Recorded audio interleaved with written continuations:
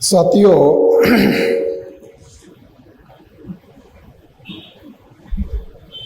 प्रताप सिंह भोसले महाराज का मृत्यु बहुत ही पीड़ादायी स्थिति में उत्तर प्रदेश के बनारस में हुआ और उनका स्मृति दिन आज हम यहाँ मना रहे हैं।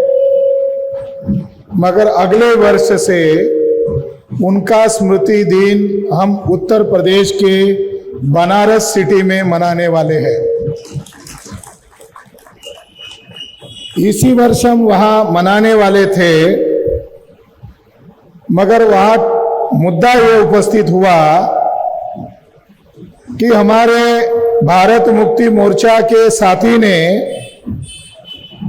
बनारस के कलेक्टर को लिखित में ज्ञापन दिया कि छत्रपति शिवाजी महाराज के वंशज महाराजा प्रताप सिंह भोसले महाराज का मृत्यु बनारस में कहाँ हुआ था, किस जगह पर हुआ था, और वो शिवाजी महाराज के वंशज होने के कारण उनका कोई समाधि स्थल है क्या, अभी तक बनारस के कलेक्टर ने हमें लिखित में नहीं दिया है।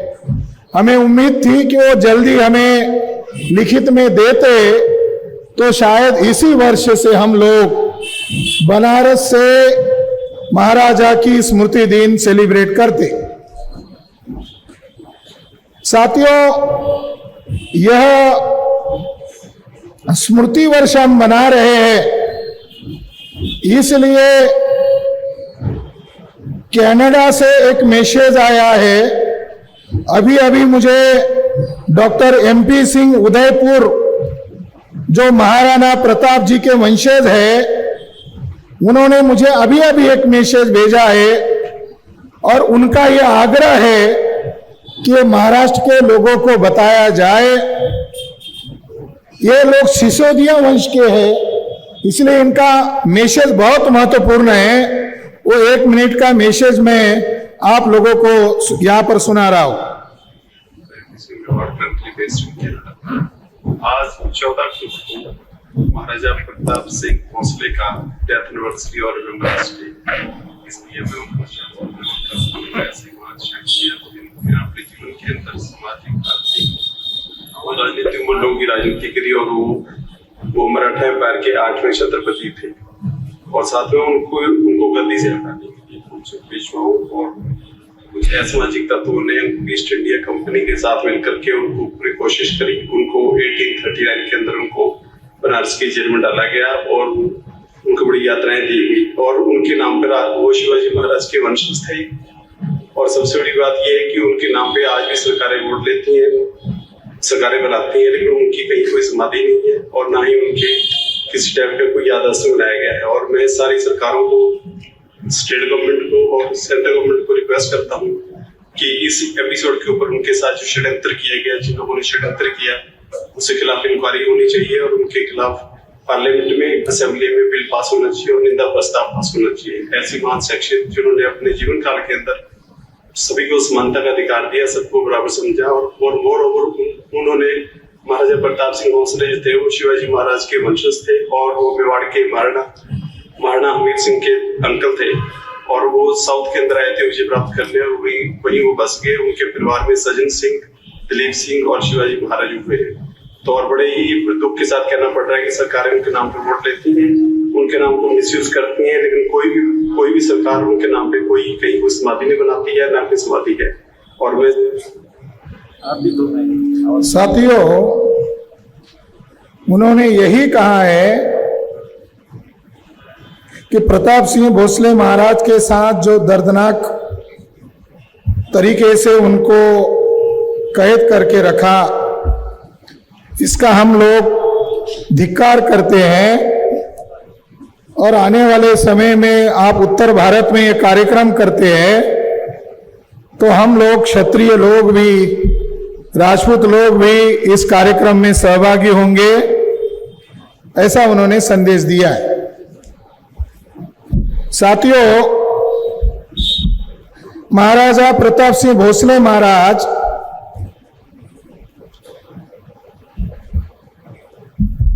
इनके राजमहल के सामने ये सभा हम आयोजित कर रहे हैं। महाराजा प्रताप सिंह भोसले महाराज को जो छत्रपति शिवाजी महाराज के वंशज है और वो वास्तविक वंशज है,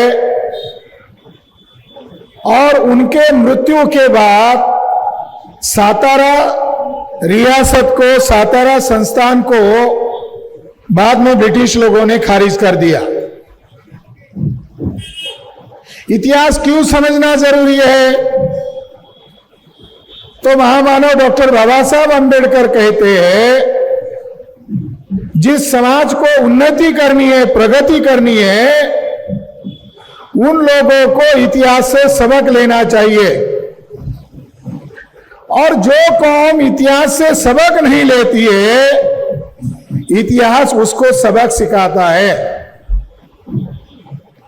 ये कार्यक्रम महाराष्ट्र की मराठा जाति को जागृत करने के लिए आयोजित किया गया है। जैसे मौर्य साम्राज्य एक बड़ा साम्राज्य था, और दुनिया के हिस्टोरियन लोग आज भी इस पर सवाल खड़े करते हैं कि जिसका साम्राज्य अफगानिस्तान, ग्रीक देश तक था, उसका साम्राज्य कैसे खत्म हुआ? मौर्य साम्राज्य का डिक्लाइन एंड फॉल कैसे हुआ? पतन और अधपतन कैसे हुआ? ये सवाल खड़े करते हैं। महामानव डॉक्टर बाबा साहब अंबेडकर ने इसका जवाब देते हुए ये कहा कि ब्राह्मण लोगों ने आमने सामने की लड़ाई लड़के मौर्य साम्राज्य को खत्म नहीं किया। अगर आमने सामने की लड़ाई लड़ते तो मौर्य वंशज कलिंग युद्ध की तरह उनको मारते, मगर ब्राह्मणवादी पुष्यमित्र शुंग नामक ब्राह्मण ने घुसपैठ किया। बाबा साहब अंबेडकर ने शब्द प्रयोग किया, इन्फिल्ट्रेशन किया, घुसपैठ किया, मौर्य साम्राज्य में घुसपैठ किया, सादा सैनिक के तौर पर एंट्री किया, और सैनिक बनने के बाद षड्यंत्रकारी शुंग नामक ब्राह्मण ने सैनिक से सेनापति पद पर गया, और एक दिन मौका पाया और मौर्य राजा बृहद्रथ की टुकड़े टुकड़े करके हत्या किया। यानी भारत में आज जो हमारे लोगों को पढ़ाई के कारण ज्ञान मिल रहा है, मगर हमारे लोगों को इतिहास से बोध नहीं लेंगे, तो ये लोग हमारे साथ वही करने वाले हैं जो इतिहास में हमारे पुरखों के साथ किया। साथियों, हमारे लोगों को हिंसा के द्वारा गुलाम बनाया गया। भारत में न्याय, समता, समानता, भाईचारा की व्यवस्था खत्म करने के लिए अल्पसंख्यक विदेशी ब्राह्मणों ने हिंसा का सहारा लिया, और उसी के बलबूते पर राजनीतिक सत्ता हाथ में लेकर वर्ण व्यवस्था में गुलाम बनाया, जाति व्यवस्था में गुलाम बनाया, बाद में 8वीं शताब्दी में अछूत बनाए, क्रिमिनल ट्राइब्स बनाए, घुमंतु जनजाति बनाए, और महिलाओं को गुलाम बनाया। ये राजनीतिक सत्ता पर जाने के बाद उन्होंने ये षड्यंत्र किया। जैसे इतिहास में मौर्य साम्राज्य का पतन कैसे हुआ, ये जानना समझना जरूरी है। उसी तरह छत्रपति शिवाजी महाराज का आखिरी राजा, सातारा का राजा प्रताप सिंह भोसले महाराज का अंत कैसे हुआ, किसने किया, क्यों किया? यानी प्रताप सिंह भोसले महाराज का अंत व्यक्ति का अंत नहीं है, स्वराज्य का अंत है। यहां हम चर्चा इतिहास पर जरूर कर रहे हैं, मगर इतिहास से बोध लेने के लिए, सबक लेने के लिए कर रहे हैं। कि प्रताप सिंह भोसले महाराज की जो दर्दनाक मौत बनारस सिटी में हुई, उसके लिए कौन जिम्मेदार थे और उनकी मौत के कारण स्वराज्य का अंत हुआ। बहुजन के, रैयत के स्वराज्य का अंत हुआ। मराठाओं का पराजय नहीं हुआ, बहुजन समाज के स्वराज्य का, शिवशाही का अंत ये किसने किया, इस पर चर्चा करना चाहते हैं। साथियों, ब्रिटिश पार्लियामेंट के अंदर, हाउस ऑफ कॉमन्स के अंदर रंगो बापू गुप्ते, एक कायस्थ व्यक्ति, 14 साल तक उधर लड़े। ईस्ट इंडिया कंपनी सरकार के कोर्ट में लड़ाई लड़े और ईस्ट इंडिया कंपनी के कोर्ट में जब लड़ाई लड़े तो हमने उनके ब्रिटिश आर्काइव से कुछ डॉक्यूमेंट इकट्ठा किए। उसको जब हमने पढ़ा तो हमें बहुत आश्चर्य लगा।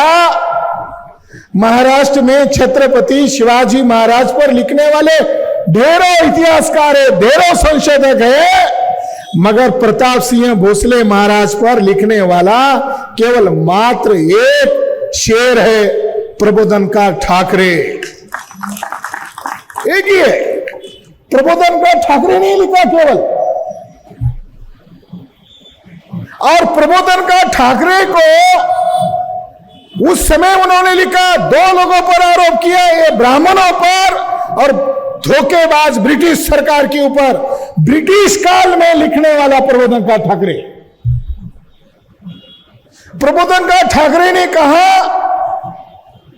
कि शाहू महाराज ने मुझे मिलने के लिए बुलाया और शाहू महाराज ने मुझे कहा, शाहू महाराज उनको कोदंड कहते थे, यानी उनकी जबान से निकला हुआ शब्द तीर की तरह होता था, चुभने वाला होता था, इसीलिए उनको कोदंड कहते थे।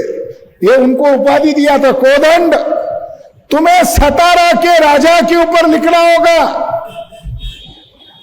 उन्होंने कहा कि महाराज बड़ौदा में शादी समारोह के कार्यक्रम पर जा रहे थे और मैं पुणे में था, तो मैं पुणे के रेल स्टेशन पर उनको मिला और मैंने उनको कहा कि मैं लिखने वाला हूं, मगर मैं पहले सातारा में जाकर भाषण करके आऊंगा। साथियों, शाहू छत्रपति महाराज के कहने पर इसी जगह पर 1922 में प्रबोधनकार ठाकरे ने शिव जयंती के अवसर पर शिवाजी महाराज का इतिहास नहीं बताया, प्रताप सिंह भोसले महाराज को किन ब्राह्मणों ने छला इधर आकर भाषण किया। ब्रिटिश पीरियड में उन्होंने इसी जगह पर आकर भाषण किया। आजाद भारत में हम पहली बार भाषण कर रही है। महाराज जब बड़ौदा से वापस आ रहे थे तो उनको खबर आई कि महाराज बीमार है, सख्त बीमार है, और महाराज ने उनको मिलने के लिए बुलाया पन्हाड़ा लॉज मुंबई में। तो प्रबोधनकार ठाकरे महाराज को मिलने गए और महाराज ने अंतिम समय में, शाहू छत्रपति महाराज कोल्हापुर के थे, वो भी शिवाजी महाराज के वंशज थे, जैसे आज के भोसले कहने वाले लोग वो भी शिवाजी महाराज के वंशज है। वो शाहू महाराज ने प्रबोधनकार ठाकरे के हाथ में लेकर कहा, मुझे वचन देना कि इन ब्राह्मण लोगों ने, इन पेशवाओं की औलादों ने कैसे प्रताप सिंह महाराज को छल छल के मारा और उनको साथ देने वाले रंगो बापोजी गुप्ते को भी इन ब्राह्मणों ने कितना तकलीफ दिया, ये इतिहास तुम लिखोगे, इसका मुझे वचन दो। और महाराज के तबीयत ठीक नहीं थी, फिर भी डॉक्टर कह रहे थे आप बोलो मत, तो महाराज बोल रहे, ये बोलते हुए मेरी जान चली जाएगी तो मुझे गम नहीं है, मगर ये इतिहास सामने आना चाहिए। प्रबोधनकार ठाकरे ने वचन दिया, मैं प्रताप सिंह भोसले महाराज और रंगो बापू गुप्ते का इतिहास लिखूंगा। हम लोग महाराष्ट्र की बहुजन समाज ये जानना चाहती है कि हमारे राजाओं के साथ, हमारे पुरखों के साथ क्या व्यवहार हुआ। ये बताने के पहले मैं आपको दो सबूत देना चाहता हूं, दो एविडेंस देना चाहता हूं कि जानना समझना क्यों जरूरी है। साथियों, प्रताप सिंह भोसले महाराज की मृत्यु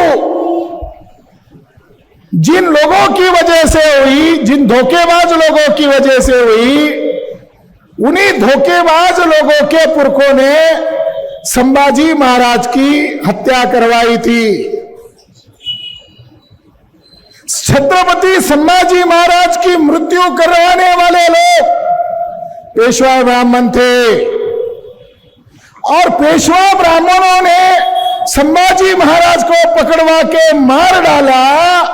ये जानकारी मराठा लोगों को न पता चले, इसके लिए सांगली का मनोहर भिड़े जिंदगी लगाकर काम कर रहा है। छत्रपति संभाजी महाराज की मृत्यु ब्राह्मण लोगों ने की, पेशवा ब्राह्मणों ने की, ये लोगों को पता न चले, इसके लिए सांगली, सातारा, कोल्हापुर के युवा मराठा लोगों को गुमराह करने का काम करते हैं और वो यहां पर है। और फडणवीस सरकार उसका प्रोटेक्शन कर रहा है। उनको कोई पूछ नहीं रहा है 32 मन सोना कहा गया अयोध्या मंदिर, कोई पूछ नहीं रहा है। हमने दिया, छत्रपति शिवाजी महाराज के नाम पर दिया। साथियों, एक सबूत मिला है, लड़ाई संभाजी महाराज और औरंगजेब के बीच में अगर हो रही थी और औरंगजेब ने अगर संभाजी महाराज को छल कपट धोखे से मार दिया है, तो जिसने मारा उसका राज पुणे और महाराष्ट्र में आना चाहिए था। संभाजी महाराज की हत्या अगर औरंगजेब ने की है तो उसका राज पुणे और महाराष्ट्र में आना चाहिए था। राज किसका आया? पेशवा ब्राह्मणों का। अरे मारा औरंगजेब ने, राज पेशवा ब्राह्मण का कैसे आया? औरंगजेब का एक खत मिला है, उस खत में औरंगजेब ब्राह्मण पंत पेशवा को लिखते हैं, वो ये लिखते हैं की तुर्भवत खानास तुम्ही जसे लिहून दिले तसे वागा। मिडल मैन है तुर्भवत खान, मिडल मैन है। तुर्भवत खानास तुम्ही जसे लिहून दिले तसे वागा, तुम्हास दिलेल्या मुलखाची पेशकश द्या, नाहीतर जी गत संभाजीची झाली तीच राजा रामाची होईल आणि तीच तुम्हा सर्वांची होईल। इसका हिंदी होता है, एक मिडल मैन है जो पेशवा ब्राह्मणों के साथ डीलिंग कर रहा है। औरंगजेब शहंशाह उसको कह रहा है, तुमने तुर्भवत खान को जैसा बोला है वैसा कर, और तुमको जो मुल्क दिया है, जो प्रदेश दिया है, उसका तुम्हें हिसाब किताब देना होगा। नहीं तो जो स्थिति संभाजी महाराज के साथ हुई वही राजा राम राजा के साथ होगी और तुम सभी लोगों के साथ होगी। ये सबूत है, प्राइमरी एविडेंस है, कोई सेकंड एविडेंस नहीं है, प्राइमरी एविडेंस है। साथियों, संभाजी महाराज को मारने वाले लोग खत्म हो गए थे क्या? वो पेशवाई में तब्दील हो गए। और पेशवा ब्राह्मण लोग ये कारकुन थे, ये राजा नहीं थे, कारकुन थे। और कारकुन लोगों को राजा के अधीन रहकर उनके अनुसार काम करना था। जब 1818 का युद्ध हुआ और उसका डाटा इकट्ठा किया गया, रेवेन्यू डाटा, तो पता चला कि पेशवा ब्राह्मण, पेशवा ये अरबी शब्द है जिसका अर्थ होता है नौकर, कारभारी। ये कहते पंत, उसका रेवेन्यू है पेशवा ब्राह्मणों का 2 करोड़ 10 लाख रुपए, यानी राजा के नीचे जो नौकर था उसका रेवेन्यू है 2 करोड़ 10 लाख रुपए। स्वाभाविक है अगर नौकर का, कारभारी का, पंत का अगर सालाना इनकम 2 करोड़ 10 लाख रुपए है तो राजा का इससे ज्यादा होना चाहिए। रिकॉर्ड बताता है कि सतारा के राजा का इनकम 65 लाख रुपए था। नौकर का इनकम कितना था? 2 करोड़ 10 लाख रुपए। मालिक यानी राजा का इनकम कितना? 65 लाख रुपए। होलकर का इनकम कितना था? 36.5 लाख रुपए।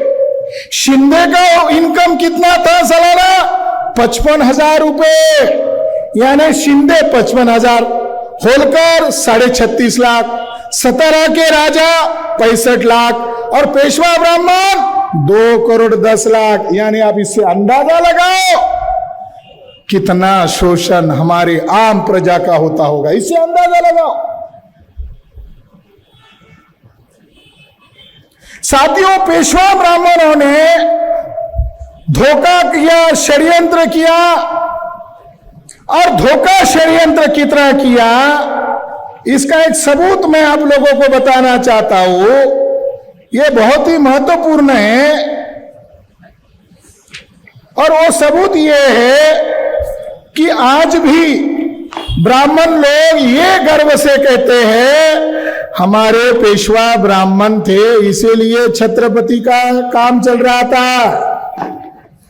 एक रॉबर्टसन अधिकारी था जो सातारा में आया था और उसने 1819 में यहां से लेटर लिख के रखा और वो जो बॉम्बे का गवर्नर था एल्फिस्टन, उसको लिख के भेजा कि मैं सतारा के ब्राह्मणों को पूछा अब आपको कैसा लग रहा है, सतारा का राजा बन गया, अब आपको कैसा लग रहा है?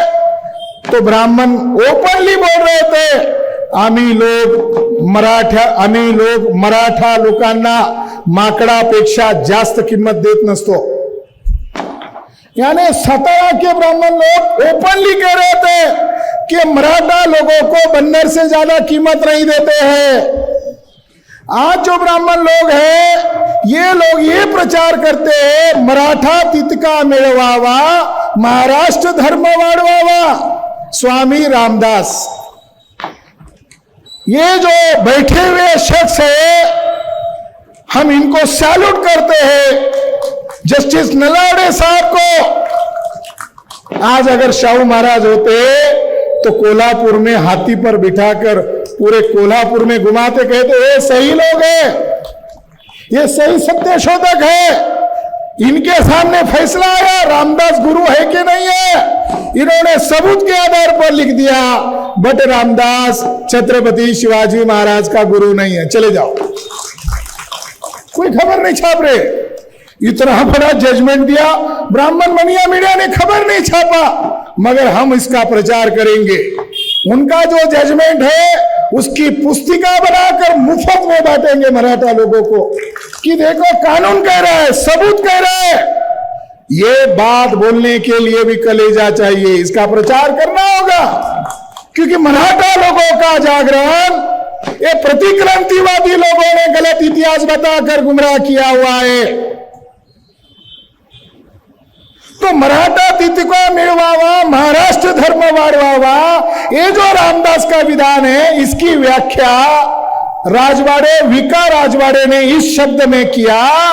वो कहता है इसका वास्तविक अर्थ होता है ब्राह्मण की ही सुननी चाहिए, ब्राह्मण का ही मानना चाहिए, ब्राह्मण के ही इशारे पर मराठा लोगों को, ब्राह्मणेतर लोगों को काम करना चाहिए और समय पड़ा तो ब्राह्मण का झूठा खाना भी खाना चाहिए। यही महाराष्ट्र धर्म है। अरे हमको तो अलग बता रहे थे और उनकी नोटिंग में तो और कुछ है। साथियों, पेशवा ब्राह्मण राज बहुत दर्दनाक था, बहुत यातनादायी था। तुकाराम महाराज का नाम लेने के लिए पाबंदी था, नामदेव महाराज का जय जयकार करने के लिए पाबंदी था। यहां वाई में जब पेशवा बाजीराव आता था तो कुंभी मराठा औरतें, हमारी बहुजन समाज की औरतें कुएं में कूद पड़ती थी कि इसकी बुरी नजर हमारी महिलाओं पर न पड़े। ये जो पेशवा ब्राह्मणों का राज था, इसके संदर्भ में हमें कुछ जानकारी मिली और वो जानकारी मिलने के बाद हमको ऐसा लगा कि जानकारी का प्रचार करना चाहिए। 1 जनवरी 1818 को 500 लोगों ने 28,000 सैन्य को चुनौती दिया। बाजीराव 3,000 सैन्य को लेकर भाग गया। 25,000 लोगों को 500 लोगों ने खत्म कर दिया, तमाम कर दिया। अब ये लड़ाई पूना कोड में चल रही है कि भीमा कोरेगांव की लड़ाई हुई या नहीं, तो भिड़े बोटे के लोग कह रहे हुई ही नहीं, वो स्तंभ उनका है ही नहीं, और ये पेशवाओं का राजा नहीं हरा बल्कि सतारा का राजा हरा। साथियों, फिर हमें पता चला कि 1818 में हमारे बहुजन पुरखे पेशवा ब्राह्मण के खिलाफ थे, तो वो कह रहे कि सतारा का राजा हरा। जब जानकारी लिया तो पता चला कि सतारा का राजा प्रताप सिंह भोसले महाराज को वासोटा किले में कैद करके रखा था। यानी ब्राह्मण गलत बोल रहे हैं कि 1818 की जंग के कारण शिवशाही खत्म हुई। शिवशाही खत्म नहीं हुई, पेशवाई खत्म हुई। अब वो लोग सतारा के राजा का नाम ले रहे, तो हमने इसके लिए ऐद रखने के बाद यहां पर महाराज जब रिहा हुए और सतारा के राजा बने, तो महाराज ने बोलते दौंडी पीटना, चिल्लाकर लोगों को बताना, सतारा के गांव-गांव में ये कहकर प्रचार किया कि दूसरा बाजीराव पेशवा मेरे भाई की, मेरी माता की, हमारे पूरे परिवार की हत्या करने वाला था। ये जानकारी मैं सतारा के लोगों को दे रहा हूं। यानी ये कोई जानकारी छुपा कर नहीं रखी, उन्होंने आदेश निकाला। वो आदेश उनकी भाषा में इस तरह से है, जो लोग मराठाओं को महारों के खिलाफ खड़ा कर रहे, जो ब्राह्मण, वो लोगों के झांसे में न आए, इसके लिए उनका जो आदेश था मैं आपको पढ़कर बता रहा हूं। और यह आदेश है 10 अप्रैल 1818। 10 अप्रैल 1818 लिखा हुआ है, स्वामी श्री राज्यभिषेक शके 944 बहुधान्य नाम संवत्सरे चैत्र शुद्ध पंचमी भृगुवासरे क्षेत्रीय कुलवंतस श्री राजा शाहू छत्रपती स्वामी यांनी समस्त लोक न्याय यास जाहीर व्हाया करिता आज्ञा केली। ऐसी जे राजश्री बाजीराव रघुनाथ यांनी कुटुंब सुद्धा नजरबंदी ठेवून शेवटी प्राणाचाही घात करावा ऐसी योजना केली। त्याचे कामगार याचकडून समजण्यात आले, त्या तऱ्हेची अमर्यादा कोणत्याही प्रकारे करण्या कमती केली नाही। हे वर्तमान कंपनी इंग्रज बहादूर या समजण्यावरून त्यांनी कैलासवासी महाराज याचे खानदानावर नजर देऊन बाजीराव यांचे प्रतिबंधातून खुलासा करून आसन रूढ केले आणि बहुत समारंभ केला। इस आदेश में महाराज स्पष्ट लिख रहे हैं कि बाजीराव जो रघुनाथ का बेटा बाजीराव पेशवा ये मेरी हत्या करने वाला था, छत्रपति के हर एक वंशज को मारने वाला था और उन्होंने हमें कैद किया था और वो लड़ाई लड़ने के कारण हम आजाद हुए। साथियों, ये बात सिद्ध करता है, ये महाराज का रिकॉर्ड हमने पब्लिश कर दिया। ये रिकॉर्ड को अगर महाराष्ट्र के मराठा लोगों ने अगर देख लिया तो मराठा लोग 1 जनवरी 1818 की लड़ाई को सैल्यूट करने के लिए बोलेंगे चलो भीमा कोरेगांव। जिस लड़ाई के कारण छत्रपति शिवाजी महाराज का वंशज बचा, वो तो मेरे राजा को राजा बनने की लड़ाई है। ये इतिहास को ये रिकॉर्ड सिद्ध करता है। साथियों, ब्रिटिश कोर्ट के रिकॉर्ड से हमें जो जानकारी मिली उसको किताब की शक्ल में हमने प्रकाशित किया, इसी वर्ष किया 12 जनवरी 2023 को महासाहेब जिजाऊ की जयंती के अवसर पर पुणे में आयोजित किए गए कार्यक्रम में प्रकाशित किया गया। हेडिंग है शिवरायांच्या स्वराज्याचा अंत पेशवा ब्राह्मणांनी केला। ये किताब प्रकाशित होने के पहले बीजेपी के ब्राह्मण लोग और ब्राह्मण सेवा संघ एक संगठन बनाया। उन्होंने पुलिस कमिश्नर को ज्ञापन दिया और कहा इस किताब को प्रकाशित मत होने दो। अब हमारा कार्यक्रम चंद लोगों में होने वाला था।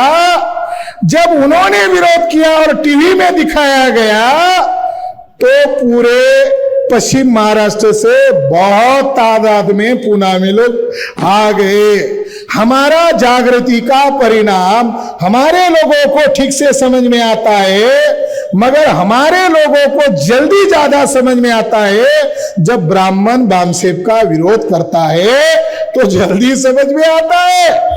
उन्होंने विरोध किया, विरोध के बावजूद हमने किताब प्रकाशित किया। जब ब्राह्मण सड़क पर उतरे तब हमने कार्यक्रम किया। उस घटना से मैंने सबक लिया। हमने केवल एक छोटी सी जानकारी बाहर निकाली है तो ब्राह्मण को टाइटल से डर लग रहा है। जब हम इसका पूरा रिकॉर्ड पब्लिक करेंगे तो ब्राह्मण के विरोध करने के कारण हम ये डायरी को आज प्रकाशित कर रहे हैं। साथियों, रिकॉर्ड क्या कहता है? रिकॉर्ड ये कहता है कि 1818 की जंग होने के बाद प्रताप सिंह भोसले महाराज को सतारा के गद्दी पर छत्रपति के तौर पर घोषित करके राजा के तौर पर बिठाया जाता है। राजा बनते ही महाराज ने अपने संस्थान का दौरा किया। दौरा करने के बाद उनको पता चला कि सतारा संस्थान में 40 पाठशालाएं हैं और वो 40 स्कूल जो है वो ब्राह्मण चला रहे हैं। इसमें मराठाओं को तक पढ़ने का अधिकार नहीं है। महाराज ने पहला फैसला लिया कि मैं जिस घर में पैदा हुआ हूं, मैं जिस महल में रहता हूं, आज से मैं उस घर में नहीं रहूंगा। और उस राजा ने उस महल को पाठशाला के तौर पर घोषित किया। हम ऋणी हैं प्रताप सिंह भोसले महाराज के। कई संस्थानिक राजा हुए मगर प्रताप सिंह भोसले महाराज पहला संस्थानिक राजा थे कि राजा बनते ही उन्होंने अपने लोगों को शिक्षा का अधिकार दिया। मगर राजा को यह प्रेरणा कहां से मिली? तो राजा ने कहा, जब मैं छोटा था, मेरा भाई छोटा था, हम राज परिवार के थे, हमको ट्रेनिंग देने के लिए भटजी आते थे, हमको तीर चलाने का ट्रेनिंग भटजी देते थे, हमें घुड़सवारी करने का ट्रेनिंग भटजी देते थे, मगर पढ़ाई लिखने का ट्रेनिंग भटजी नहीं देते थे। तो उनकी माई साहेब को ये बात चुभती थी। वो रिक्वेस्ट करती थी कि मेरे बेटे को पढ़ाई भी लिखाई सिखाओ, मगर छत्रपति के वंशज को घुड़सवारी और धनुर्विद्या पढ़ाई जाती थी, पढ़ाई लिखाई भटजी नहीं पढ़ाते थे। तो माई साहेब रात को 2 बजे 3 बजे जगती थी और अपने नन्हे बच्चे के मुंह पर पानी मारती थी, उनको कन्विंस करती थी और माई साहेब कहती थी, तू ऐसा वैसा नहीं है बेटा, तू तो छत्रपति शिवाजी महाराज का वारिस है। केवल घुड़सवारी करना और धनुर्विद्या करना यही केवल हमारा काम नहीं है, तुम्हें लिखाई पढ़ाई करना होगा। माई साहब ने उनको पढ़ाई लिखाई किया, इसलिए उनको पढ़ाई का महत्व समझ में आया और यहाँ पर शूद्र लोगों के लिए, बहुजन लोगों के लिए पहला स्कूल खोला। यहाँ के हाईवे बनाए, यहाँ पर कैनल बनाए, ब्रिटिश लोग ग्रैंड अप और कई लोगों ने उनको 21 तोप की सलामी दी गई और उनके समर्थन में हाउस ऑफ कॉमन्स में ठराव पास किया गया। उनके लिए एक तलवार भेंट की गई और उनको विश्व अवार्ड से नवाजा गया। ये कहते हैं ब्रिटिश लोग कि हम लोग यूरोप में देखते हैं कि कैसी कैसी सिविलाइज सोसाइटी है, प्रताप सिंह महाराज ने सातारा में आज खड़ी की। यहां हम कार्यक्रम करें, आप जाते समय इन दुकानों के नाम पढ़ो, आज भी इनके अंदर है पेशवाई के कीड़े खत्म नहीं हुए। ये दुकानों के नाम है पेशवाई। हम खड़े हैं यहां महाराज के राजवाड़े के सामने, मगर दुकान जानबूझकर नाम क्या रखा है? पेशवाई। ये सातारा के लोगों को भी नहीं समझ में आता, अरे ये पेशवाई दुकान का नाम बना रहे और वाड़ा तो महाराज का है। ये अपमान भोसले घराने का ही नहीं, हमारी स्वाभिमानी आंदोलन का है। साथियों, महाराज ने डेवलपमेंट किया, महाराज राजा बने और महाराज राजा बनने के बाद कितने साल तक राज किया? छत्रपति शिवाजी महाराज का वंशज 1819 से लेकर 1839 तक सातारा का सम्मानीय राजा रहे। इतना दीर्घकाल तक राज किया, मगर इसकी एबीसीडी भी प्राथमिक जानकारी भी किसी को नहीं बताते। इतना दीर्घकाल राजा राज्य करने के बावजूद, मगर राजा क्यों खटकने लगा? किसके कारण खटकने लगा? उस ब्राह्मण का नाम है बालाजी पंत नातू पेशवा। यही वो बालाजी पंत नातू पेशवा है जिसने शनिवारवाड़ा का भगवा ध्वज निकाला और ब्रिटिश लोगों का झंडा फहराया। वो यहां आया और यहां ग्रैंड डब का कारकुन बन के आया और महाराज को ब्लैकमेल करने लगा, कम कीमत बताने लगा और यहां रहकर वो राजबाट में शामिल हुआ। बाजीराव पेशवा कहा गया? बाजीराव पेशवा उत्तर प्रदेश के कानपुर में बिठूर में गया। बाजीराव को कैद नहीं रखा, बाजीराव को छल नहीं हुआ। बाजीराव ने कई ब्रिटिश अधिकारियों को मारा था, यहां तक कि गंगाधर शास्त्री भट्ट नामक ब्राह्मण को पांडुरंग अर्थात पंढरपुर के मंदिर के अंदर मारा था, ताकि इल्जाम ब्रिटिश लोगों के ऊपर आ जाए। जो बड़ौदा का मंत्री था उसकी हत्या पंढरपुर के मंदिर में बाजीराव ने की थी, त्र्यंबक डेंगले के द्वारा।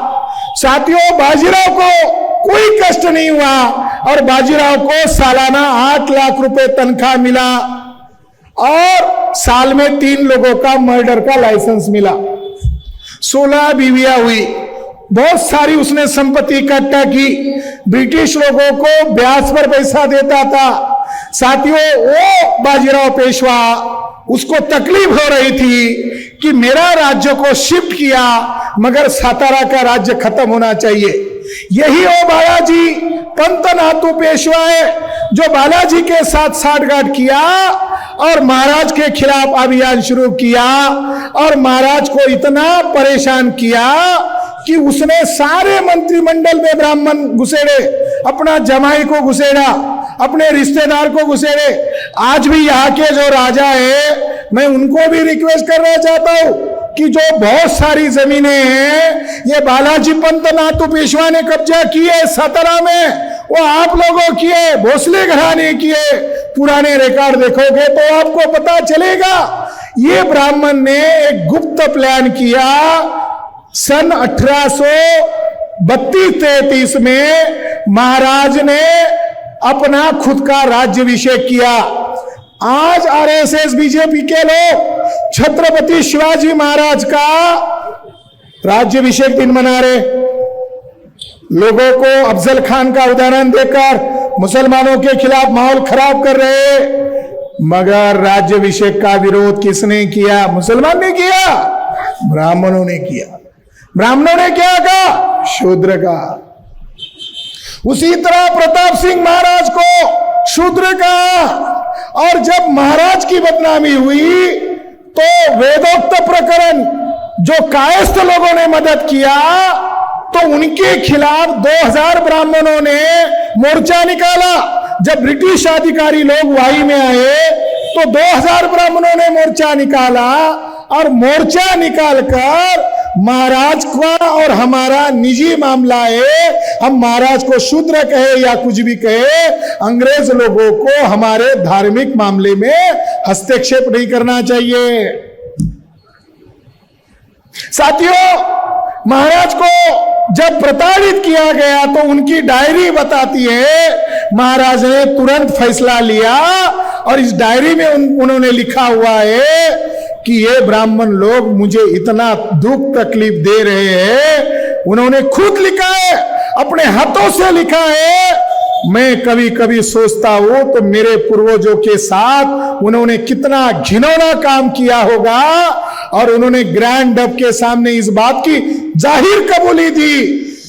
हे जरा जास्तच झालं, माझ्या पूर्वजांनी पेशवा ब्राह्मणांना नोकर म्हणूनच ठेवायला पाहिजे होतं। नोकर म्हणून आले आणि स्वराज्याचे मालक झाले। माझ्या पूर्वजांनी ब्राह्मणांना वाजवीपेक्षा जास्त महत्व द्यायला नको होते।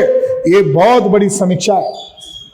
खुद राजा के वंशज छत्रपति शिवाजी महाराज के वंशज इस बात की कबूली देते हैं कि ब्राह्मणों को मेरे पुरखों ने ज्यादा महत्व नहीं देना चाहिए था। ये मराठा और तमाम बहुजन लोगों के लिए सबक लेने वाला मामला।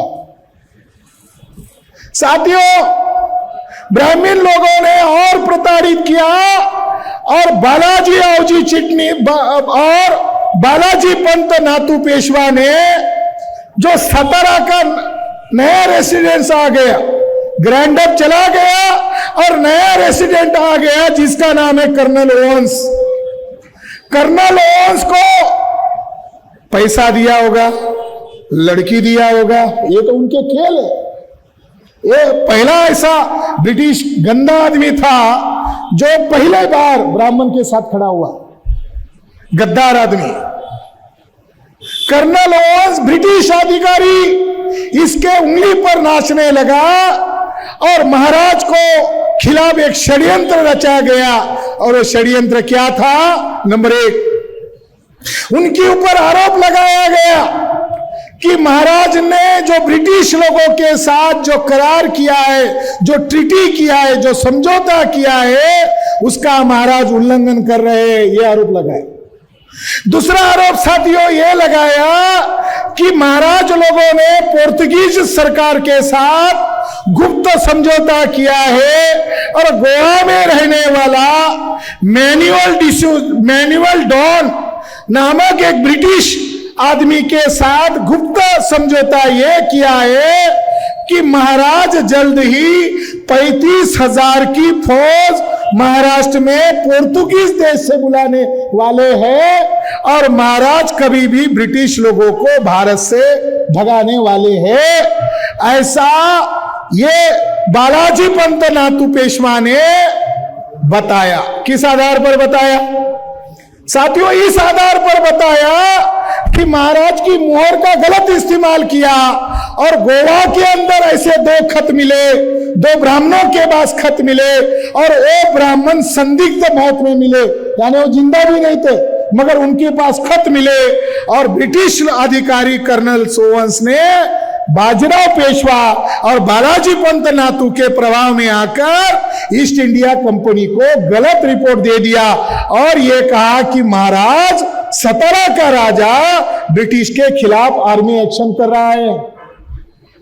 महाराज को कहा गया इंक्वायरी में कि आप गुनाह को कबूल करो, आपको हम राजा रखेंगे। महाराज ने लिखित में और ओरली कहा कि मैं छत्रपति शिवाजी महाराज का खून हूं, मैं झूठ नहीं बोल सकता हूं, मैं मरना पसंद करूंगा, मगर मैं ब्राह्मणों के सामने झुकूंगा नहीं। ये साजिश बालाजी पंत नातू की है, इसकी जांच की जाए। साथियों, ब्रिटिश अधिकारी लोगों ने, कुछ उनके समर्थक लोग जो रिटायर्ड होकर चले गए थे, जिसमें ग्रैंड डब था, ग्रैंड डब ने ईस्ट इंडिया कंपनी को कन्विंस करने का बहुत प्रयास किया। ईस्ट इंडिया कंपनी नहीं माना। जो बॉम्बे का गवर्नर था, रिटायर्ड होकर गया था, उसने नहीं माना। आज जो वाघ नखे शेर के नाखून की चर्चा कर रहे हैं, ग्रैंड डब ने खुद लिखा हुआ है। मैं जज साहब का सम्मान करता हूं, क्योंकि जज साहब नफीतुली बात करते हैं। ये शेर के नाखून प्रताप सिंह भोसले महाराज ने, आप ब्रिटिश लोग मेरे साथ विश्वासघात न करो, इसके लिए मैं आपको दे रहा हूं, ऐसा ग्रांट अपने मान्य किया, उसने मुझे दिया। अब वो मामला है, वो है या नहीं हो इतिहास खोजबीन का मामला है, मगर ब्रिटिश लोगों ने धोखेबाजी किया। साथियों, ये सतारा के अंदर रहने वाले हर एक व्यक्ति को यह जानना होगा कि सतारा के महाराज के साथ क्या किया। कर्नल ओवेंस ने 2000 फौज महाराज के महल पर रात के 1 और 2 बजे के बीच में भेजी। तारीख 4 सितंबर 1839 रात 1 और 2 बजे के बीच में महाराजा जब रात की गहरी नींद में सोए थे, 2000 गंधारी लोग आए, महाराज को घसीटा। महाराज का जो पोशाक था, वो महाराज नहीं हो, नाइट ड्रेस में सोए हुए, निश्चिंत सोए हुए, उनके गंधारी लोग उनके महल में घुसे, राजा को घसीटा गया। राजा पूछ रहे मैंने क्या किया। रात के ऊपर उनके ऊपर मिलिट्री एक्शन की गई। राजा को घसीटकर महल के बाहर लाया, राजा के चचेरे भाई को पकड़ कर लाया, क्योंकि वो निष्ठावान था, राजा का समर्थक था। उसकी पत्नी यानी छत्रपति शिवाजी महाराज के वंशज की एक महिला जो पेट से प्रेग्नेंट थी, उसको भी घसीटा गया और महाराज के तमाम परिवार के लोगों को बग्गी में बिठाकर रात ही बनारस को लेकर जाने का फैसला किया। साथियों, जब ये सवेरे हुआ तो कहां पर पहुंचे, तो प्रबोधन का ठाकरे कहते हैं कि वो कहां पर पहुंचे, तो सतारा के अंदर एक गांव है, वहां पर उनको रखा गया। और वो राजवाड़ा में रहने वाला महान वंशज आदमी कहां पर रखा, तो दूसरे दिन महाराज को गाय और भैंस के तबेले में रखा गया। ऐसी जगह पर छत्रपति महाराज को रखा गया। ये बात ब्रिटिश कोर्ट में उठाई गई। ब्रिटिश लोगों ने और बालाजी पंत नातू ने सवेरे तक कहां तक गए, सतारा के बाउंड्री तक गए, तो महाराज को जानवरों के तबेले, जानवरों के पास कैद करके रखा। और ब्रिटिश कोर्ट में किए गए आर्गुमेंट के रिकॉर्ड के आधार पर मैं बोल रहा हूं। यह इतिहास हमारे लोगों को नहीं बताते। इतिहास में नंद ब्राह्मण को क्यों फांसी पर लटका है, इसकी चर्चा करते हैं लॉ की हिस्ट्री में। लॉ को जो बच्चे पढ़ते हैं, तो नंद कुमार देव को फांसी पर क्यों लटकाया, लॉ को पढ़ने वाले लोगों को पढ़ाते। मगर सतारा के राजा के साथ क्या किया, उसकी भी कोर्ट केस हुआ, इसकी चर्चा भारत के लॉ हिस्ट्री में नहीं करते। साथियों, रास्ते में महाराज की भाई की बहन जो प्रेग्नेंट थी, वो चिल्लाने लगी, उसको पीड़ा होने लगी, प्रसव वेदना होने लगी। तो उनका चचेरा भाई कहने लगा, अरे मेरा छोड़ो, मेरे भाई का छोड़ो, मगर उसकी कोख में छत्रपति शिवाजी महाराज का वंशज है, कुछ तो करुणा करो, कुछ तो दया करो, कुछ तो रहम करो। साथियों, राजा के सामने ही राजा का भाई का सर तोड़ दिया गया, उनका भाई का कत्लेआम कर दिया रास्ते में। वहीं पर उनकी लाश को धकेल दिया गया और काफिला आगे चला। इतनी क्रूरता क्यों किया, इतना जुल्म उन्होंने क्या किया। साथियों, राजा को वहां कैद किया गया। राजा के पास अपने शरीर के ऊपर कपड़ा था, वही कपड़ा था, पैर में जूता चप्पल कुछ भी नहीं था। राजा के ऊपर घिनौना आरोप किया। सन 1839 से लेकर छत्रपति का वंशज कहां रहा, बनारस में रहा, बनारस में रहा। ब्राह्मण लोग नहीं बता रहे क्या कहा गया, कैद में रहे, तो इसके लिए शब्द वनवास में रखा गया। छत्रपति का वंशज बनारस में कैद करके रखा गया और उनके समर्थन में कोई खड़ा ना हो, इसकी खबरदारी ली गई। मगर रंगो बापू गुप्ते एक निष्ठावान, ईमानदार, कायस्थ व्यक्ति, समाज से भीख मांगा, पर राजा के पास पैसा था मगर देख नहीं पाया। राजा को वहां शिफ्ट किया, कुछ लोगों से चंदा इकट्ठा किया और लंदन गया।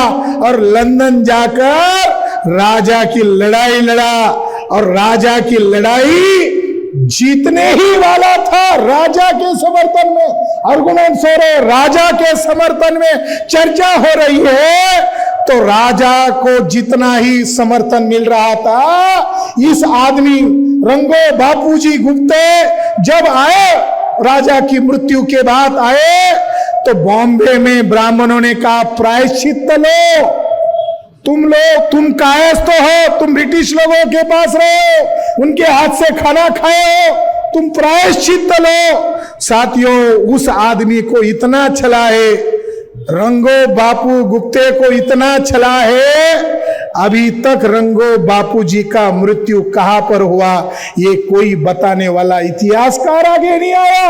उनको गृह त्याग करना पड़ा, इतना टॉर्चरिंग किया कि रंगो बापू गुप्ते को गृह त्याग करके भागना पड़ा। इतना टॉर्चरिंग किया क्योंकि उसने छत्रपति के वंशज को निर्दोष सिद्ध किया था, इसका पनिशमेंट दिया गया। और कायस्थ लोग आज भी गूंगे बहरे हो चुके। बाला साहब ठाकरे कायस्थ, उद्धव ठाकरे कायस्थ, राज ठाकरे कायस्थ। कायस्थ है ना वर्ण व्यवस्था में शूद्र, ये ब्राह्मण नहीं है। ब्राह्मण कह रहे हैं कि कायस्थ कौन है? ब्राह्मण है। मैं टिप्पणी साहब को हमेशा कहता हूं, पहला स्टेटमेंट बोलो, हम ब्राह्मण नहीं है, हम लोग कायस्थ है। ये मैं इनको इसलिए बोलता हूं क्योंकि आपकी लड़ाई भी हमको लड़नी पड़ रही है। आपकी लड़ाई तो आपको लड़नी चाहिए। साथियों, इस मौके पर मैं आपको ये जानकारी क्यों दे रहा हूं? क्योंकि छत्रपति के वंशज को जिसने छलने का काम किया, जिसने तकलीफ देने का काम किया, उसके बारे में आप लोगों को जानकारी होनी चाहिए। मैं इसके ऊपर जो वहां के हाउस ऑफ कॉमन्स में जो आरोप लगाए गए, मैं वो हाउस ऑफ कॉमन्स के और ईस्ट इंडिया कंपनी के कोर्ट में जो कोर्ट केस चला, मैं उसका संक्षिप्त ब्यौरा इस मौके पर दे रहा हूं ताकि पश्चिम महाराष्ट्र के लोगों को मालूम होना चाहिए। जो लोग आज छत्रपति शिवाजी महाराज के नाम पर हमारे भोले भाले मराठा लोगों से सोना इकट्ठा करके आरएसएस को दे रहे, और आरएसएस क्या कर रहा है? बम ब्लास्ट कर रहा है। आरएसएस देशभक्ति का काम नहीं कर रहा है, बम ब्लास्ट कर रहा है। डॉक्टर प्रदीप कुरुलकर कौन है? मोहन भागवत नहीं बता रहे, मीडिया वाला नहीं बता रहा है। डॉक्टर प्रदीप कुरुलकर सदाशिवपेट का ब्राह्मण है, डीआरडीओ का हेड साइंटिस्ट था। इसने भारत सरकार के पास कौन कौन से वेपन है वो सारी सीक्रेट जानकारी पाकिस्तान को भेज दी। इसको तो शनिवारवाड़ा पर फांसी देना चाहिए था। ये जो डॉक्टर प्रदीप कुरुलकर है, अभी भी वो रिपोर्ट को सार्वजनिक नहीं किया जा रहा है। एटीएस ने उसके व्हाट्सएप मैसेज से उसको पकड़ा। अरे ये जानकारी औरत के नाम पर बेचने वाले लोग हैं। कुरुलकर को केवल मैसेज भेजा पाकिस्तान की गोरी औरत ने, तो इसके एवज में उसने भारत सरकार की गुप्त जानकारी दी। मगर ये गुप्त जानकारी भारत के लोगों को मालूम होनी चाहिए। देशद्रोही लोग हैं ये, आतंकवादी लोग हैं ये, और ये आतंकवादी लोगों का पर्दाफाश ये मीडिया नहीं कर रहा है, यहां पर हम कर रहे हैं। हमारा सीना चौड़ा हो रहा है कि छत्रपति के वारिस के हम वैचारिक वारिस है, हम उनको नंगा करेंगे। साथियों, उसके ऊपर जो आरोप लगाए मैं आपको बता रहा हूं, ये लाइव टेलीकास्ट हो रहा है। ये केवल सतारा के लोगों को नहीं जानकारी हो रही है, ये तमाम महाराष्ट्र के लोगों को, देश भर के लोगों को जानकारी हो रही है। जो ब्रिटिश कोर्ट के जानकारी हमने लाई, वो जानकारी मैं आपको बता रहा हूं। बाळाजी पंत नातूची पापे याचिकेत बाळाजी पंत नातू विरोधात केलेले आरोप, याचिकाकर्ता अत्यंत विनंतीपूर्वक सरकारकडे हे मांडू इच्छितो की बाळाजी पंत नातू यांनी किती मोठ्या प्रमाणात घोटाळे केलेले आहेत आणि मोठ्या प्रमाणात लाच घेतलेली आहे आणि मोठ्या प्रमाणात चुकीचे व्यवहार केलेले आहेत। त्यामुळे लेखी व तोंडी साक्षीद्वारे सुद्धा या प्रक्रियेमध्ये बाळाजी पंत नातूच्या विरोधात चौकशी समिती पुढे पुरावे सादर करीत आहेत। पहिला आरोप, हे सगळ्या लोकांना माहीतच आहे की ब्रिटिश सरकारला पंत सचिव हे पद नियुक्त करायचे होते, परंतु बाळाजी पंत नातूने ब्रिटिश सरकारवर त्याचा प्रभाव निर्माण केला आणि सचिव या पदासाठी स्वतःचे नाव सुचवून स्वतःच फायदा घेण्याचा प्रयत्न केला. बाळाजी पंत नातू यांनी प्रमुखाची आई यांना आपल्या विश्वासात घेतले आणि नंतर कारभारासोबत आपला गडजोड बनविला. बजाबा सिकंदर हा त्याचा खास खबरी व जवळचा व्यक्ती होता आणि त्याने त्याला त्याच्या मदतीसाठी खासगीमध्ये 1 लाख रुपये रक्कम दिली. सचिव एवढी मोठी रक्कम स्वतःच्या जबाबदारीवर देऊ शकत नव्हता. त्यावेळी नातू याने त्याला ही योजना सुचवली की सदरील ही कॅशच्या स्वरूपात देण्यात यावी आणि उर्वरित रक्कम ही बॉन्डच्या स्वरूपात देण्यात यावी. अशा प्रकारे वरील रक्कम ही त्याला देण्यात आली आणि उर्वरित रक्कम ही वार्षिक टप्प्याटप्प्याने देण्यात ठरले. हा घोटाळा किंवा पैशाचा गैरव्यवहार लक्षात येऊ नये म्हणून नातू याने स्वतःच्या खात्यात सुद्धा बनावटी कृत्य केले आणि सचिवाच्या खात्यात देखील बनवाबनवी केली आणि चुकीची माहिती रेसिडेंटला कळविली. परंतु अशा प्रकारच्या व्यवहारामुळे सचिवावर 80,000 रुपयाचे कर्ज त्यांच्या डोक्यावर झाले होते. त्याच्या बदल्यात नातूला त्या रकमेवर व्याज मिळत होते आणि टप्प्याटप्प्याच्या इन्स्टॉलमेंट मध्ये सुद्धा त्याला फायदा होत होता आणि अशा प्रकारे त्याने सचिवासोबत गैरव्यवहार करून सचिवाकडून 2 गाव इनाम म्हणून मिळविले होते. नंबर 2, सातारा शहरामध्ये एक वाडा होता आणि त्याच्या लगतची काही जमीन ही पंत अमात्याला इनाम म्हणून दिलेली होती. त्यानंतर राजा प्रतापसिंह यांनी ती त्यांच्या ताब्यात घेतलेली होती. राजाला त्यांच्या जागेवरून पदच्युत केल्यानंतर ती जागा पुन्हा अमात्याला इनाम म्हणून परत देण्यात आली आणि बाळाजी पंत नातू यांनी त्यांच्या जवळचे व्यक्ती रघुपंत गोगटे यांना जागा म्हणून इनाम दिली आणि अमात्याकडून 8,000 रुपये मिळविले आणि ती रक्कम मूळ रकमेच्या जवळपास निम्मी होती. त्याचबरोबर नातू याने दुसरी एक जमीन 200 रुपये किमतीची अमात्याला इनाम म्हणून दिली. तिसरा आरोप, खुसाब खान गंगाबाई डफळी यांची प्रॉपर्टी रेसिडेंटच्या ताब्यात घेतलेली, त्यावेळेस राजाला काढून ती ताब्यात घेण्यात आली. चौथा आरोप, डफळी परिवारासोबत एक व्यक्ती काय करायचा ज्याचे नाव रामचंद्र डफळी असे होते, जो फक्त 75 ते 80 वर्षाचा होता आणि त्याच्या जवळपास 7 गावे होती. बाळाजी पंत नातू याने त्याच्याकडील सर्व गावे आपल्या ताब्यात घेतली आणि त्याने त्याच्यासोबत करार केला. आबा जोशी हा त्याच्या पत्नीचा नातेवाईक होता आणि त्याच्या माध्यमातून त्याने खूप मोठ्या प्रमाणात लाच प्राप्त केली. रेसिडेंटला खोटी माहिती सांगून मूर्ख बनविले आणि रामचंद्र याचकडील 6 खेडी सुद्धा स्वतःच्या ताब्यात घेतली. 5वा आरोप, ब्रिटिश सरकारने सांगितल्याप्रमाणे भागीरथीबाई डफळी ही जाट जमातीची होती. तिला देखील उत्तराधिकारी म्हणून तिच्या नातलगापैकी एक मुलगा दत्तक हवा होता आणि तर नातूने साताराच्या जवळील एक मुलगा शोधून काढला आणि त्याच्या नातलगांना म्हणाला की मी तुमच्या मुलाला त्या बाईचा उत्तराधिकारी म्हणून देतो. त्याच्या बदल्यात त्याने भरपूर लाच घेतली.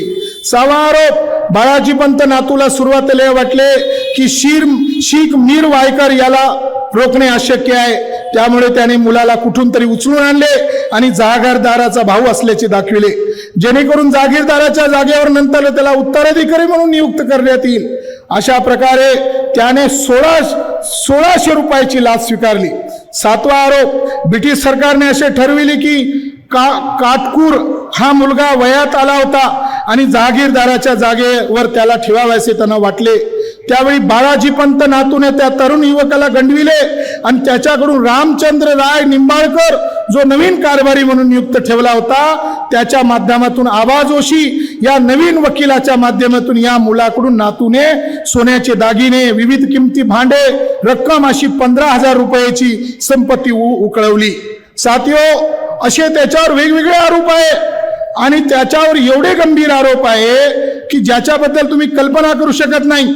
पहिला मुद्दा होता की राजाला साताराच्या मधोमध असलेला बगीचा हा इनाम देण्यात भाग पाडले होते आणि हा बगीचा मरण पावलेल्या सेनापतीच्या ताब्यात होता. नातूने तो बळजबरीने स्वतःच्या ताब्यात करून घेतला. दुसरा मुद्दा म्हणजे त्याने ब्रिटिश सरकारमध्ये वर्तमान राजाकडून मोठ्या प्रमाणात इनामी गावे मिळवून घेतली, ज्यांचे वार्षिक उत्पन्न 8 ते 9,000 रुपये होते. तिसरा मुद्दा म्हणजे अप्पासाहेब हे गादीवर बसल्यानंतर नातूने त्यांना सांगितले, एका मंदिरात चौघडा ठेवण्याची त्यांची प्रतिज्ञा केली आहे आणि माननीय महाराजांनी आपल्याला ही करण्याची परवानगी द्यावी आणि त्याच्या बदल्यात एक गाव इनाम म्हणून द्यावे, ज्याचे वार्षिक उत्पन्न 1200 रुपये एवढे होते, असे त्यांनी राजाला लुटले. चौथा मुद्दा म्हणजे सातारा शहरामध्ये एक वाडा, ज्याला दावलचा वाडा म्हटले जाते आणि ज्याच्यासाठी वार्षिक मेंटेनन्स म्हणून 1000 रुपये नातूने राजाकडून घेतले. पाचवा मुद्दा म्हणजे माननीय महाराजांच्या तिजोरीतून नातूने एक किमती हार ढापला आणि त्याची किंमत ही राजाच्या नावावर टाकून दिली. सहावा मुद्दा म्हणजे राजाच्या घोड्यापैकी एक घोडा सुद्धा त्याने स्वतःसाठी घेतला आणि आपल्या मुलासाठी त्याने एक चांगला घोडा घेतला. सध्या हे दोन्ही घोडे नातूकडेच आहेत आणि त्याची किंमत 3000 रुपये आहे. त्याने माननीय राजाकडून त्याच्या स्वतःसाठी, मुलासाठी, बायकोसाठी, मुलांच्या बायकासाठी, सुनासाठी, नातेवाईकांसाठी तसेच त्यांच्या नोकर चाकरासाठी पोशाख बक्षीस म्हणून राजाकडून मिळवले, ज्यांची किंमत 10,000 रुपये होती. आठवा मुद्दा म्हणजे नातूने माननीय राजाकडून एक पालखी सुद्धा मिळवली, ज्याची किनार ह्या सोन्याने बनवलेली होती. त्याची किमती जडणघडण होती आणि त्याची किंमत 1000 रुपये होती.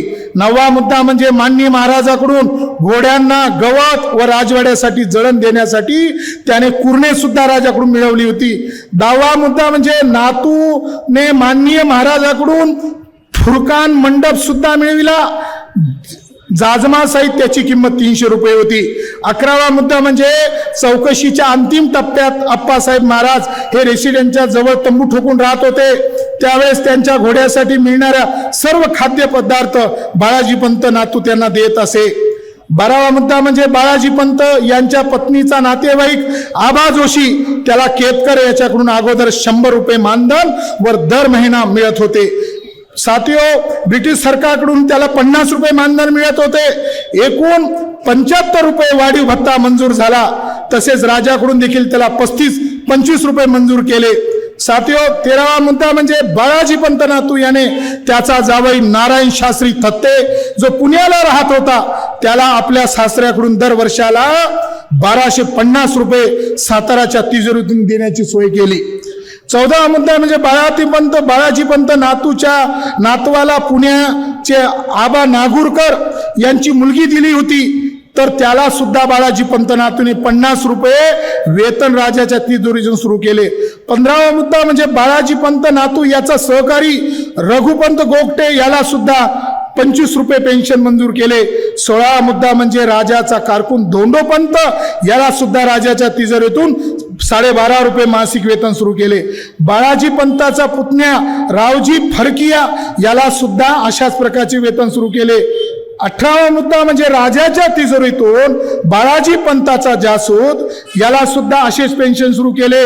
आणि विशेष म्हणजे बाळाजी पंत नातू याच्याकडे नारायण देशमुख कावडोलकर हे परिचयाचे होते.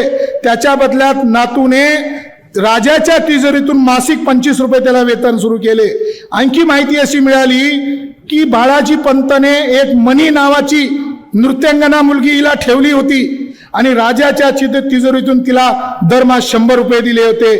राजा त्याने त्याचे सर्व नातलग, सगळे सोयरे, ओळखीचे सर्वांना राजाच्या सेवेमध्ये नियुक्त केले आणि त्यांनी हा जो राजाचा पैसा आहे हा त्यांनी त्या लोकांना वाटला.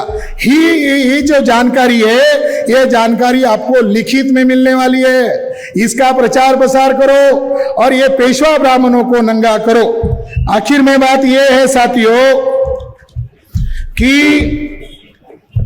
मुझे जानकारी मिली है कि पुलिस पदाधिकारी कह रहे हैं कि भिड़े फडणवीस पर आपको नहीं बोलना चाहिए. हमारा फंडामेंटल राइट है, हमारे लोगों को जगाना हमारा फंडामेंटल राइट है. भिड़े को अरेस्ट क्यों नहीं किया? सारे विरोधी लोगों ने असेंबली में पूछा क्यों नहीं किया. तो जो गृह मंत्री है वो कह रहा है गुरुजीचे हिंदुत्वाचे काम खूप चांगले आहे, मगर उनकी जांच की जाएगी और उनके ऊपर उचित कार्रवाई की जाएगी. हमारे आदमी ने आरटीआई से पूछा, गृह मंत्री साहब अब तक कार्रवाई की क्या? तो गृह मंत्री विभाग से निर्लज्जता से जवाब आया, किसी ने कंप्लेंट ही नहीं की तो अरेस्ट कैसे करेंगे. यानी गृह मंत्री कह रहा है मैं अरेस्ट करूंगा, और जब हमने उनको आईटीआई से जानकारी पूछा तो गृह मंत्री विभाग दे रहा, किसी ने कंप्लेंट ही नहीं किया, तो हम उनको अरेस्ट कैसे करेंगे? मैं आपको बताना चाहता हूं, भिड़े एक बोटे के खिलाफ पिछले महीने में भारत मुक्ति मोर्चा ने लगभग 20,000 लोगों का मोर्चा निकाला था अरेस्ट करने के लिए। तो हम लोग आने वाले समय में ये जानकारी मनोहर भिड़े को आप लोग दे दो। ये जो देवेंद्र फडणवीस है, दंगलेंद्र फडणवीस है, ये गृह मंत्री नहीं है, उसको भी ये जानकारी दे दो आपके विभाग के द्वारा कि अगर भिड़े एक बोटे को ये आगे करते हैं और गृह मंत्री उसके ऊपर कार्रवाई नहीं करते हैं, ये अगर हिंदू मुसलमान के नाम पर फसाद करते हैं और महाराष्ट्र में 2024 का खूनी खेल खेलते हैं, तो हमने पुणे में मोर्चा निकाला। आने वाले समय में 4-5 लाख लोगों का मोर्चा सांगली में निकालेंगे। फडणवीस अरेस्ट नहीं कर रहा है तो जनता उसको जवाब देगी। और देवेंद्र फडणवीस कोई साधु नहीं है, देवेंद्र फडणवीस कोई महात्मा नहीं है। देवेंद्र फडणवीस महाराष्ट्र में फसाद करने वाला है। मराठाओं को पीटा उसने। मराठा लोग जो शांतिपूर्ण आंदोलन कर रहे थे उनको पीटा। भीमा कोरेगांव का फसाद करवाया। अरे सबसे ज्यादा क्रिमिनल रिकॉर्ड नरेंद्र मोदी के ऊपर है, बाद में योगी के ऊपर है। ये रिकॉर्ड है भारत सरकार का। सबसे ज्यादा गुनाह किस पर हुए? देवेंद्र फडणवीस, उसके बाद योगी के ऊपर हुए। तो साथियों, एक जानकारी आपको बताना चाहता हूं कि शिवाजी नगर में एक आदमी रहता है, ऐसा एटीएस ने जानकारी किया था, खासकर कि जर्मन बेकरी बम ब्लास्ट में। और उसके पास ये लेफ्टिनेंट कर्नल प्रसाद पुरोहित, प्रज्ञा ठाकुर और ये जो टेररिस्ट लोग थे वो पुणे के शिवाजी नगर के एक हिंदुत्ववादी नेता के घर पर 1.5 महीना रुके थे, ऐसा करकरे साहब ने जांच में बताया था। वो किसके तरफ जा रहा है वो बता नहीं रहे। कौन है वो? इतना बड़ा नेता हो, शिवाजी नगर में रहता है। साथियों, मैं अंतिम बात यहां पर बताना चाहता हूं कि ब्राह्मणों का जो वर्चस्व है ये सत्ता पर नाजायज कब्जा करने के कारण है। ब्राह्मण 3.5% है, ब्राह्मणों की संख्या 3.5% है। और महाराष्ट्र के फडणवीस की जाति की चित्पावन ब्राह्मण की संख्या 5% है।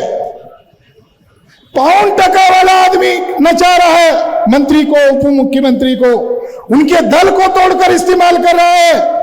भारत के लोकतांत्रिक इतिहास में कभी पार्टी को नहीं तोड़ा गया। साथियों, महाराष्ट्र में वो लोग हमारे लोगों का वोट के अधिकार को छीनकर सत्ता पर कब्जा में बैठे हुए हैं, उनकी संख्या केवल 3.5% है। और ये जो 3.5% वाले लोग हैं, इनका डीएनए टेस्ट हो चुका है। और हमारे SC ST OBC और मुसलमान, सिख, लिंगायत, जैन, बुद्धिस्टों का डीएनए टेस्ट हो गया है। हमारे डीएनए का नाम है L3MN। हमारे बहुजन लोगों के डीएनए का नाम है L3MN। ब्राह्मणों का डीएनए का नाम है R1A1। समझ में आ रहा है? ब्राह्मणों के डीएनए का नाम है R1A1। हमारे बहुजन समाज के लोगों का डीएनए का नाम है L3MN। भागवत, गडकरी, फडणवीस, मिश्रा, पांडे, दुबे, भिड़े एक बोटे का डीएनए मराठा से मैच नहीं होता, ओबीसी से मैच नहीं होता, आदिवासी से मैच नहीं होता, मुसलमानों से मैच नहीं होता। उनके देश का नाम है वेस्ट यूरेशिया। ये लोग भारत के लोग नहीं है, इनको भारत माता की जय करने का भी अधिकार नहीं है। चलो, भारत हमारा भारत है। तुम विदेशी हो और तुम्हारा डीएनए विदेशी है, तो ब्राह्मण विदेशी होने के कारण वर्ण व्यवस्था बनाई, जाति व्यवस्था बनाई, छुआछूत पैदा किया, क्रिमिनल ट्राइब्स पैदा किया, हमारे महिला को गुलाम बनाया। हमारे लोगों को यह जानकारी मालूम नहीं है। आरएसएस आतंकवादी संगठन है। ये किताब महाराष्ट्र के पूर्व आईजी मुशर्रफ साहब, SM मुशर्रफ साहब ने किताब लिखी। किताब का टाइटल है ब्राह्मण बॉम्ब्ड एंड मुस्लिम हैंग्ड। बम फोड़े आरएसएस के ब्राह्मणों ने और सूली पर चढ़ाए बेकसूर मुसलमान। साथियों, आरएसएस आतंकवादी संगठन है, बीजेपी आतंकवाद को पनाह देने वाला दल है। आरएसएस आतंकवादी संगठन है। फरीदाबाद की मीटिंग में लेफ्टिनेंट कर्नल प्रसाद पुरोहित को पूछा कि लोग हमें पूछ रहे बम ब्लास्ट क्यों कर रहे हम लोग, नाम तो मुसलमान का हो रहा है मगर क्यों कर रहे। लेफ्टिनेंट कर्नल प्रसाद पुरोहित ने जवाब दिया, बम हम ही फोड़ रहे, सत्ता पर हमारे ही लोग है, मीडिया हमारे पास है, जजेस ब्राह्मण हमारे हैं, जांच एजेंसियां हमारे कंट्रोल में है, हम उसका मिसयूज कर रहे हैं। हम भारत के लोगों को बताना चाहते हैं कि भारत का संविधान लचीला है, इसलिए बाहर से लोग आ रहे, मुस्लिम आतंकवादी आ रहे, इसलिए बम फोड़ रहे। उसने आगे ये कहा, we will fight this constitution, we will fight this nation because this nation is not hours.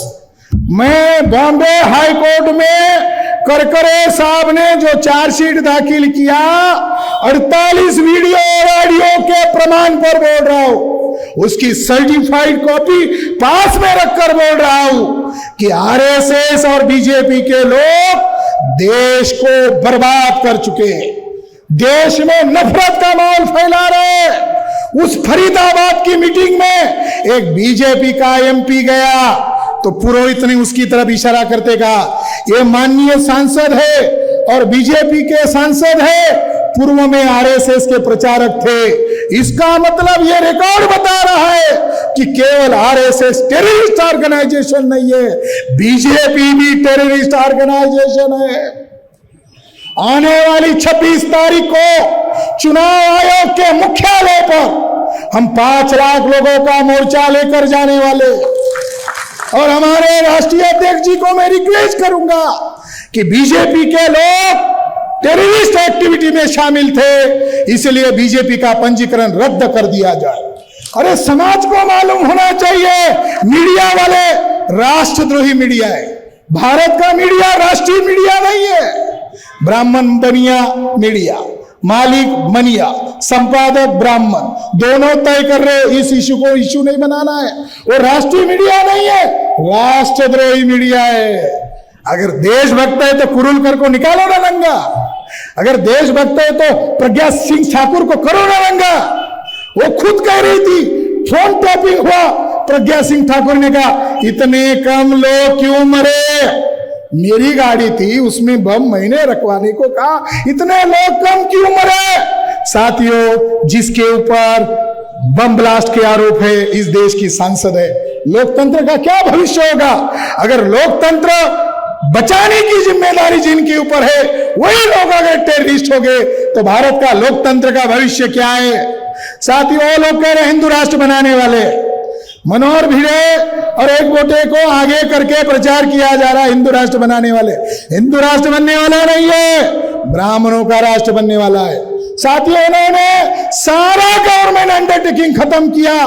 तुम मुर्दे हो क्या, तुम लोग मर गए हो क्या। नालको बेच दिया, तेलको बेच दिया, हिंदुस्तान पेट्रोलियम बेच दिया, बीएसएनएल बेच दिया, एयरलाइंस बेच दिया, भारत सरकार की रेल कंपनी बेच दी। अब दो गवर्नमेंट सेक्टर बचे, एक प्राइमरी स्कूल और सरकारी अस्पताल।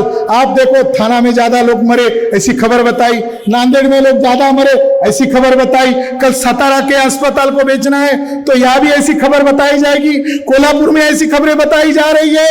ये क्यों बताई जा रही है? ये इसीलिए बताई जा रही है, ये रिजर्वेशन के कारण डॉक्टर बन रहे, ये सरकारी है इसलिए मर रहे। इसको अंबानी को बेच दो, इसको टाटा को बेच दो, इसको मंगेशकर को बेच दो, यानी भारत की संपत्ति मालिकों को पूछे बगैर ये अल्पसंख्यक विदेशी ब्राह्मण बेच चुके, आपका भारत बेच चुका है। मैं ये इस मौके पर हमारे महाराज को मान वंदना देकर कह रहा हूं कि आप जिस व्यवस्था के खिलाफ लड़े उस समय आपके साथ संविधान नहीं था, हमारे साथ संविधान है। फिर भी हमारे मौलिक अधिकारों को रोका जा रहा है। ये मत बोलो, वो मत बोलो। अरे भाइयों, पुलिस भाइयों, हमने महाराष्ट्र बंद पुकारा था 2 तारीख को। उसमें एक मुद्दा था कि एसपी लेवल के पुलिस का, एसपी लेवल के अधिकारी का प्राइवेटाइजेशन कॉन्ट्रैक्ट बेस पर। मैं अभी सभी को कहता हूं, आपके आंदोलन में, जहां भी आंदोलन होंगे, पुलिस का मुद्दा आंदोलन में जोड़ दो।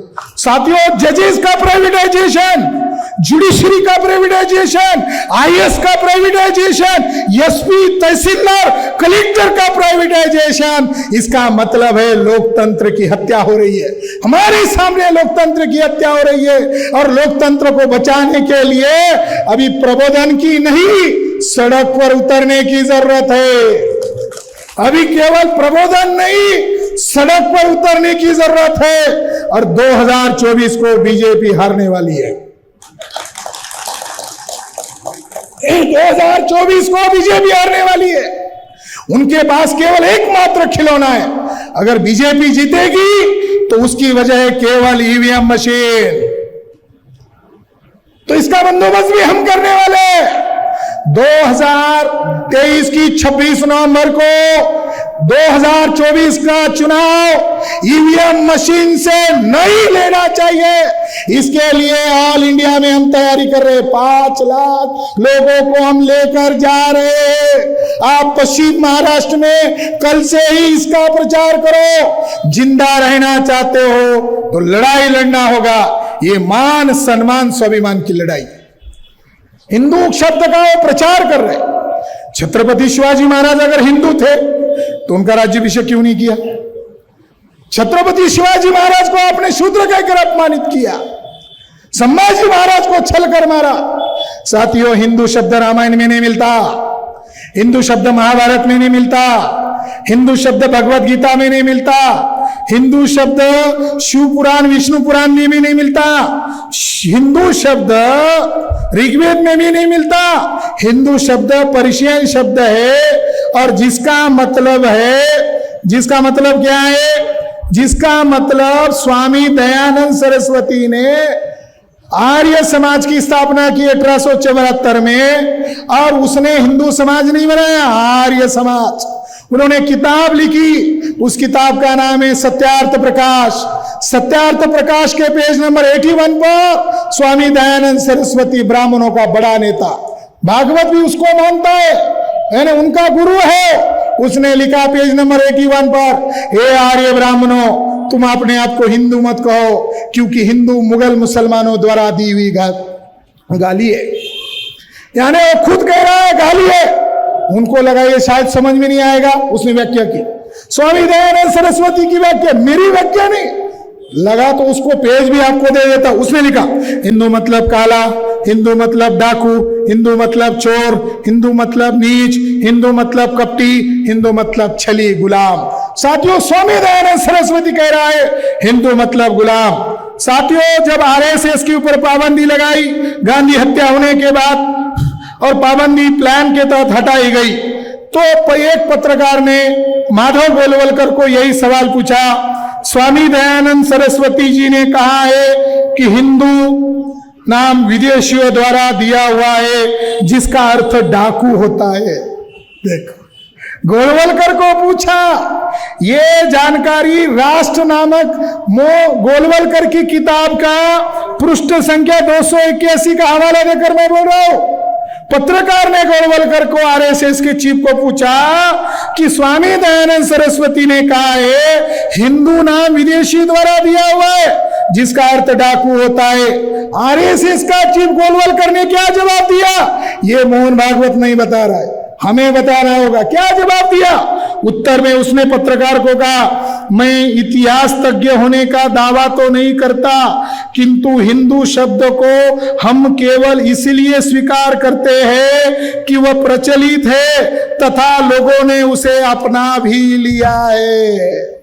यानी खुद गोलवलकर कहता है, मुझे मालूम है तुम लोगों को मत बताओ, लोगों ने स्वीकार किया, प्रचलित हो गए इसलिए कह रहे।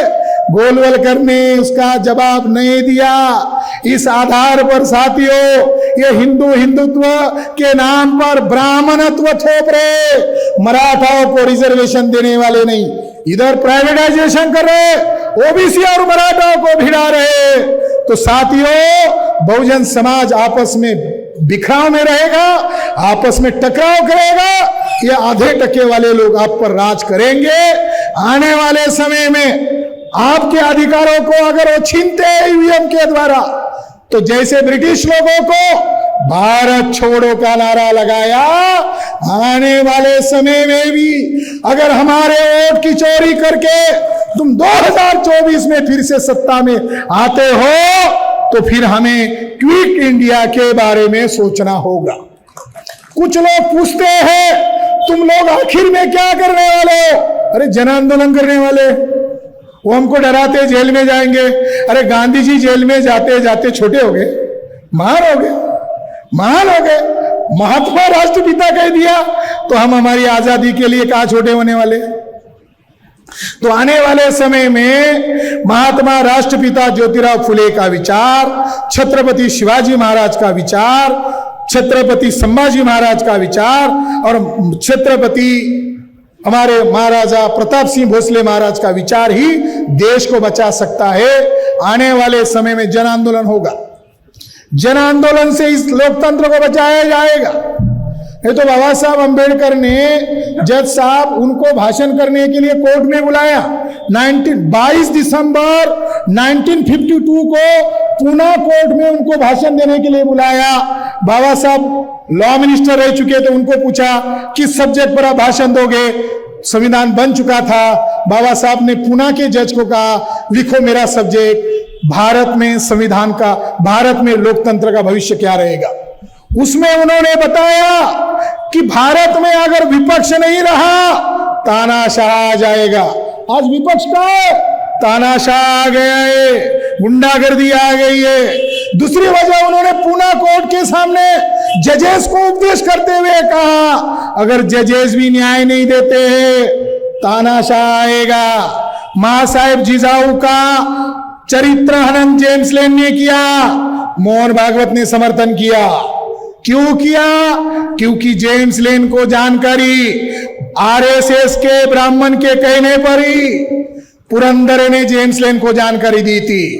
ये असली जेम्स लेन है पुरंदरे, जिसकी हड्डी को मरने के बाद रायगढ़ पर फेंका गया, मराठा लोगों के विरोध होने के कारण रोका गया। साथियों, हाई कोर्ट के जजेस, उन्होंने जेम्स लेन की किताब पर से पाबंदी हटाई। देखो, कल्पना करो, freedom of speech, freedom of expression, आज तो इनकी सरकार है। आज छत्रपति शिवाजी महाराज के नाम पर आप राजनीति कर रहे हो। केंद्र में आपकी सरकार है, राज्य में आपकी सरकार है, गृह मंत्री देवेंद्र फडणवीस।